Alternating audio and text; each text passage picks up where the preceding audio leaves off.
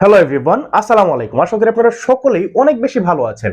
আচ্ছা, Samsung S20 এর মতো একটি ফ্ল্যাগশিপ ডিভাইস যদি আপনি 2024 সালে এসে অ্যারাউন্ড 25,000 টাকার মধ্যে পান, তাহলে আপনার জিহ্বা কেন লকলক করবে না? হ্যাঁ, আমারও জিহ্বা লকলক করেছিল, কিন্তু সেটা 2023 সালে। 2023 সালে কিন্তু জেনুইন ফোনের পার্সেন্টেজটা একটু বেশি ছিল, যা 2024 সালে এসে দেখা যাচ্ছে না। 2024 সালে এসে দেখা যায় যে 97% S20 কিন্তু রিফারবিশড। সেখান থেকে বেশ ইস্যু দেখা দিচ্ছে। 2024 সালে এসে আপনি স্যামসাং S20 এই ফোনটা কেন নেবেন না? একটি নয়, দুটি নয়, মোট 4টি কারণ দেখাতে পারি আমি। সো কি কি কারণ রয়েছে এবং কেন নেবেন না সেগুলো আপনাকে এখনই বুঝিয়ে দিচ্ছি। সো বেশি কথা না বাড়িয়ে এখনই ভিডিওতে জাম্প করা যাক। স্যামসাং S20 এই ফোনটি 2024 সালে এসে না নিতে বলার এক নম্বর কারণটি হচ্ছে ফোনটির ডিসপ্লে।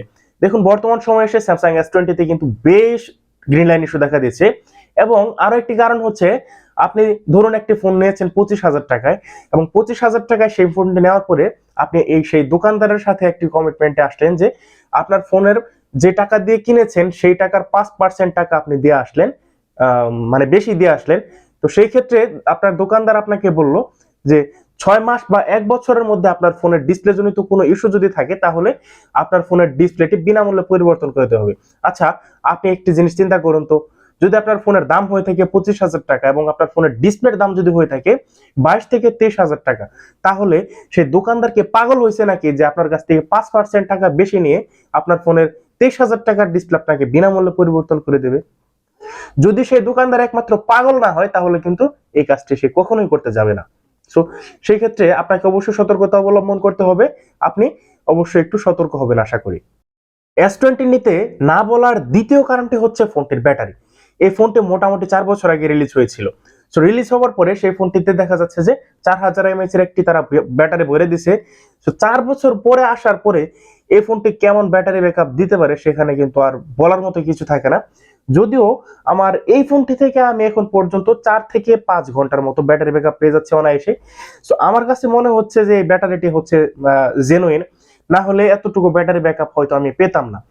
সো আপনার ব্যাটারিটি যদি চেঞ্জ করা হয়ে থাকে বা আপনার ফোনে যদি কোনো ডুপ্লিকেট ব্যাটারি তারা ফোনটি খুলে ভরে দিয়ে থাকে, তাহলে কিন্তু আপনি কখনোই ব্যাটারি ব্যাকআপ পাবেন না। হয়তো কিছুদিন ভালো ব্যাটারি ব্যাকআপ পাবেন, তারপরে কিন্তু সেই ফোনটি থেকে আর কোনো ভালো ব্যাটারি ব্যাকআপ অবশ্যই পাবেন না। S20 না নিতে বলার 3 নাম্বার কারণটি হচ্ছে সিজার। সিজার কেন বললাম জানেন? ধরুন আপনার ফোনের কোনো একটা পার্টস নষ্ট হয়েছে, এখন সেই পার্টসটি যদি আপনার ফোনটি খুলে চেঞ্জ করে দেওয়া হয়, তাহলে কিন্তু সেই ফোনের জেনুইন পারফরমেন্স কিন্তু আপনি পাবেন না। এই হচ্ছে এটির মূল কারণ, কিন্তু আপনি বুঝতেও পারবেন না কখনো যে আপনার ফোনটি খোলা হয়েছিল। S20 নিতে না করার 4 নাম্বার কারণটি হচ্ছে রিফারবিশড।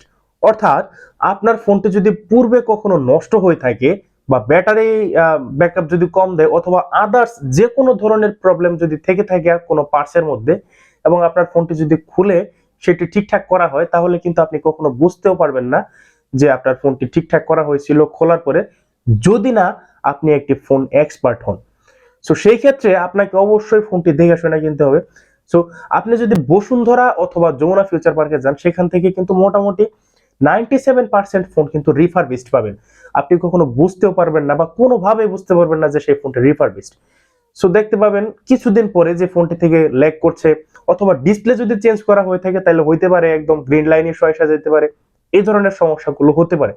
সো আপনাকে অবশ্যই সতর্ক থাকতে হবে, এবং আমি আপনাকে বলবো এই 4টি কারণ দেখার পরেও আপনি কখনোই স্যামসাং S20 এর দিকে পা বাড়াবেন না, যদি আপনার পয়সায় না কুরকুরায়। 25,000 টাকা বা 30,000 টাকার মধ্যে কিন্তু বর্তমানে স্যামসাং এর একটি ভালো ফোন আছে, সেটা হচ্ছে স্যামসাং A34। আপনি চাইলে সেই ফোনটির দিকে একদম চোখ বুজে যেতে পারেন। সেই ফোনটি থেকেও কিন্তু ফটোগ্রাফি এবং ভিডিওগ্রাফিতে ভালো একটি পারফরমেন্স আপনি পেয়ে যাবেন। যদিও সেখান থেকে ফ্ল্যাগশিপ ফোনের মতো কোনো মজা পাবেন না, তবে আপনার পয়সা যদি না কুরকুরায়, অবশ্যই আপনি সেই ফোনটির দিকে যাবেন না। সো গাইস, ভিডিওটি কেমন লেগেছে অবশ্যই কমেন্ট বক্সে জানাবেন। আর হচ্ছে আপনাদের সাথে দেখা হচ্ছে নতুন কোনো ভিডিওতে। সে পর্যন্ত অনেক বেশি ভালো থাকবেন। বিদায় পৃথিবী।